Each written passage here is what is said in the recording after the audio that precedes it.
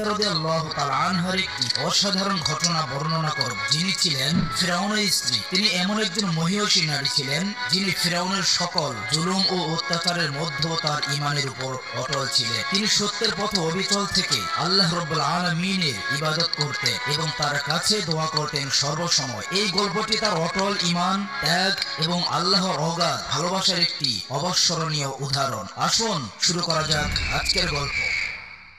একদিন গভীর রাতে ফিরআউন গভীর ঘুমে আচ্ছন্ন ছিল। চারদিক নিস্তব্ধতা ছড়িয়ে পড়েছিল এবং রাতের গাঢ় অন্ধকার সবকিছুকে ঢেকে দিয়েছিল। এই সুবর্ণ সুযোগ দেখে হযরত আসিয়া রাদিয়াল্লাহু তাআলা আনহা অত্যন্ত সতর্কতার সাথে উঠলেন এবং আল্লাহ রাব্বুল আলামিনের ইবাদতে মগ্ন হলেন। অনেকক্ষণ ধরে তিনি পূর্ণ হৃদয় ও সত্যিকারের ইখলাসের সাথে আল্লাহর ইবাদত করতে থাকলেন। তারপর তিনি দুই হাত তুলে কান্নার সাথে আল্লাহ তাআলার কাছে দোয়া শুরু করলেন। তিনি বললেন, হে রাব্বুল আলামিন,